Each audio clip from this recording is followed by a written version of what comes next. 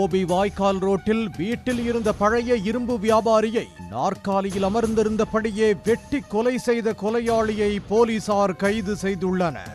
மனைவியின் சகோதரரே மாமாவை கொன்றது ஏன்?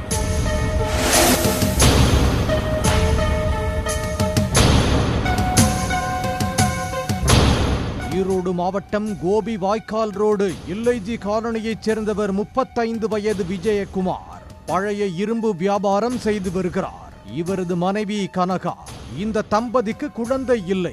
நேற்று முன்தினம் கண் அறுவை சிகிச்சை செய்யப்பட்ட தனது தாயை பார்க்க கனகா சென்றுள்ளார். வீட்டில் விஜயகுமார் மட்டும் இருந்துள்ளார். மதியம் வீட்டிற்குள் புகுந்த மர்ம நபர் நாற்காலியில் அமர்ந்திருந்த விஜயகுமாரை தலை மற்றும் காலில் சரமாரியாக வெட்டி கொலை செய்துவிட்டு தப்பினார்.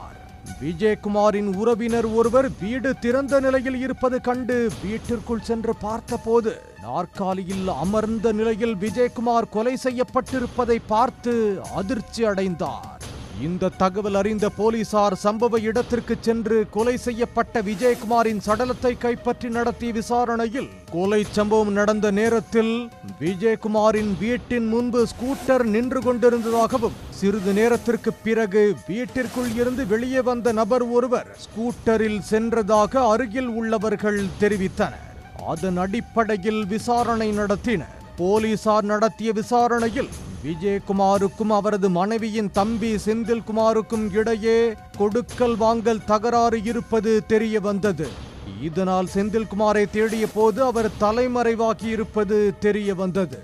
அதைத் தொடர்ந்து செந்தில்குமாரை தனிப்படை போலீசார் தேடி பிடித்து விசாரணை நடத்தினர். போலீசார் நடத்திய விசாரணையில் விஜயகுமாருக்கும் செந்தில்குமாருக்கும் இடையே கொடுக்கல் வாங்கல் தகராறு இருந்து வந்துள்ளது.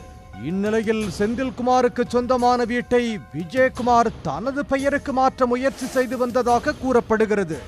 இதனால் ஆத்திரமடைந்த செந்தில்குமார் சம்பவத்தன்று வீட்டில் இருந்த விஜயகுமாரிடம் இது குறித்து கேட்டபோது இருவருக்கும் இடையே வாய் தகராறு ஏற்பட்டுள்ளது.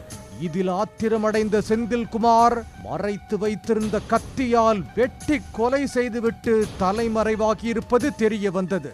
கொடுக்கல் வாங்கல் தகராறில் அக்கா கணவரையே கொலை செய்த சம்பவம் பரபரப்பை ஏற்படுத்தியுள்ளது. உடனுக்குடன் செய்திகளை தெரிந்து கொள்ள சன் நியூஸ் பெல் ஐகானை கிளிக் பண்ணுங்க.